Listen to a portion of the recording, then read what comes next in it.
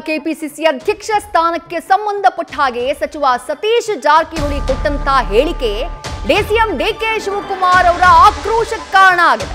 KPCC ಅಧ್ಯಕ್ಷರ ಬದಲಾವಣೆಯ ಬಗ್ಗೆ ಸತೀಶ್ ಜಾರಕಿಹೊಳಿ ಮಾತನಾಡಿದ್ರು. ಅಗತ್ಯ ಇದೆ ಅನ್ನುವಂತ ಮಾತನ್ನ ಹೇಳಿದ್ರು. ಅದಕ್ಕೆ ಡಿಕೆಶಿ ಕೌಂಟರ್ ಅನ್ನ ಕೊಟ್ಟಿದ್ದಾರೆ.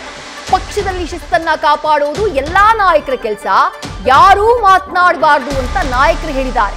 ಏನೇ ಸಮಸ್ಯೆ ಇದ್ರೂ ಹೈಕಮಾಂಡ್ ಬಳಿ ಹೋಗಿ ಮಾತನಾಡ್ಲಿ, ಅಂಗಡಿಯಲ್ಲಿ ಪಕ್ಷದ ಸ್ಥಾನಮಾನ ಸಿಗಲ್ಲ ಅಥವಾ ಮೀಡಿಯಾದಲ್ಲಿ ಪಕ್ಷದ ಸ್ಥಾನಮಾನ ಸಿಗಲ್ಲ ಅಂತ ಹೇಳಿ ಬಹಿರಂಗವಾಗಿ ಹೇಳಿಕೆಯನ್ನ ಕೊಟ್ಟಂತಹ ಸತೀಶ್ ಜಾರಕಿಹೊಳಿಗೆ ಕೌಂಟರ್ ಕೊಟ್ಟಿದ್ದಾರೆ ಡಿಸಿಎಂ ಡಿಕೆ ಶಿವಕುಮಾರ್.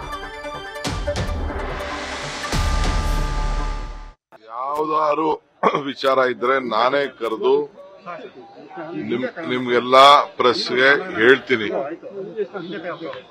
ಈಗ ಪಕ್ಷ ಕಟ್ಟಂತದ್ದು, ಪಕ್ಷನ ಉಳಿಸ್ಕೊಳ್ಳುವಂಥದ್ದು, ಪಕ್ಷದಲ್ಲಿ ಶಿಸ್ತಿನ ಕಾಪಾಡಂತದ್ದು ನಮ್ಮ ಜನರಲ್ ಸೆಕ್ರೆಟರಿಯವರು, ಮುಖ್ಯಮಂತ್ರಿಗಳು ಇಬ್ರು ಸೇರಿ ಎಲ್ಲರಿಗೂ ಕೂಡ ಬುದ್ಧಿಪಾಠನ ಹೇಳಿದ್ದಾರೆ. ಎಲ್ಲರೂ ಕೇಳ್ಕೊಂಡಿದ್ದಾರೆ. ಇದು ಯಾರು ಏನು ಮಾತಾಡಬಾರ್ದು ಅಂತ ಕೂಡ ಹೇಳಿದ್ದಾರೆ. ಏನೇ ಇದ್ರು ಕೂಡ ಈಗ ಎಐಸಿಸಿ ಅವರು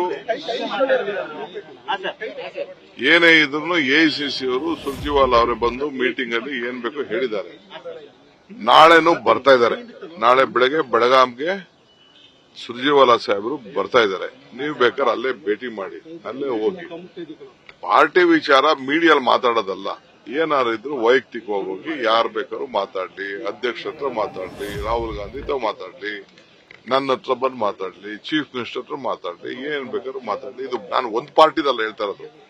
ಬಿಜೆಪಿಲಿರ್ಲಿ, ದಳ ಇರ್ಲಿ, ಕಾಂಗ್ರೆಸ್ ಇರ್ಲಿ, ರೈತ ಸಂಘ ಇರ್ಲಿ, ಯಾವುದೇ ಪಾರ್ಟಿದಾದ್ರೂ ಹೋಗಿ ಇಂಟರ್ನಲ್ ಹೋಗಿ ಮಾತಾಡ್ಲಿ. ಈಗ ನೀವು ಸ್ಥಾನ ನನ್ಗೆ ಬೇರೆ ಸ್ಥಾನ ಬೇಕು ಅಂದ್ರೆ ನೀವು ನನಗೆ ಕೊಡಿಸ್ತೀರಾ? ನೀವು ಕೊಡ್ಸೋಕ್ ಆಗುದಿಲ್ಲ. ಇಲ್ಲ ಎಲ್ಲಾರು ಅಂಗಡಿಲಿ ಏನಾದ್ರು ಸಿಗ್ತದ ಸ್ಥಾನಗಳು? ಅವರವರ ಶ್ರಮ ಫಲ ಎಲ್ಲ ಗಮನದಲ್ಲಿಟ್ಕೊಂಡು ಒಂದು ಪಕ್ಷಕ್ಕೆ ಯಾವುದೇ ಪಾರ್ಟಿಲಾಗಲಿ ಒಂದು ಸ್ಥಾನಗಳನ್ನ ಕೊಡ್ತಾರೆ.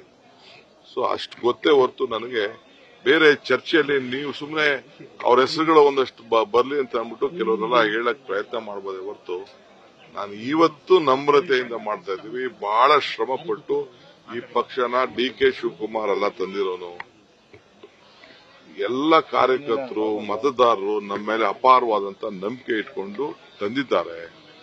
ಈ ಪಕ್ಷ ಉಳಿಸ್ಕೋಬೇಕು, ಉಳಿಸ್ಕೊಳ್ತೀವಿ. ನಮ್ರತೆಯಿಂದ ಮನವಿ ಮಾಡ್ಕೊಳ್ತಾ ಇದ್ದೀನಿ. ಈ ಪಕ್ಷ ಕಾರ್ಯಕರ್ತರ ಪಕ್ಷ, ಮತದಾರರ ಪಕ್ಷ. ನಾನಲ್ಲ, ಯಾರಿದ್ರು ಪಕ್ಷ ಹೋದ್ರು ನಾ ಮನೇಲಿ ಕೂತ್ಕೊಂಡ್ರು ಈ ಪಕ್ಷ ಉಳಿಸ್ಕೊಳ್ಳೋಷ್ಟು ಶಕ್ತಿ ಕಾಂಗ್ರೆಸ್ಗೊಂದು ದೊಡ್ಡ ಇತಿಹಾಸ ಇದೆ.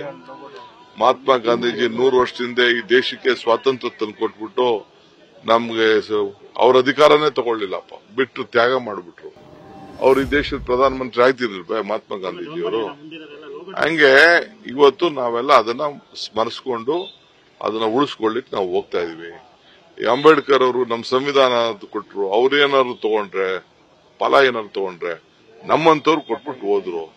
ಈಗ ನಾವು ಸದ್ಯಕ್ಕೆ ಜೈ ಬಾಪು, ಜೈ ಭೀಮ್, ಜೈ ಸಂವಿಧಾನ್ ಈ ಸಮಾವೇಶದ ಸಿದ್ಧತೆಯಲ್ಲಿ ಇದ್ದೀವಿ. ನಿನ್ ಮಾತೆಲ್ಲ ನಾನು ಕೇಳಕ್ ಬರಲಿಲ್ಲ.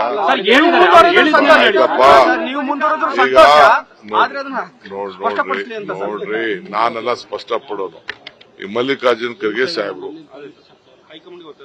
ಮಲ್ಲಿಕಾರ್ಜುನ್ ಖರ್ಗೆ ಪಕ್ಷದ ಅಧ್ಯಕ್ಷರು, ಅವ್ರ ಹತ್ರ ಕೇಳಬೇಕು. ಅವ್ರನ್ನ ಕ್ವಶನ್ ಮಾಡ್ತಾ ಇದಾರೆ. ಅಂದ್ರೆ ಇದು ಕ್ವಶನ್ ನನ್ಗೆಲ್ಲ ಮಾಡ್ತಾ ಇರೋದು. ನೀವು ವಿರೋಧ ಪಕ್ಷದ ನಾಯಕರು ಇದ್ದೀರಿ, ಪಕ್ಷದ ಅಧ್ಯಕ್ಷರು ಇದ್ದೀರಿ ಅಂತ ಅವ್ರನ್ನ ಕ್ವಶನ್ ಮಾಡ್ದಂಗಾಗ್ತದೆ. ಅವೆಲ್ಲ ಮಾಡಬಾರ್ದು.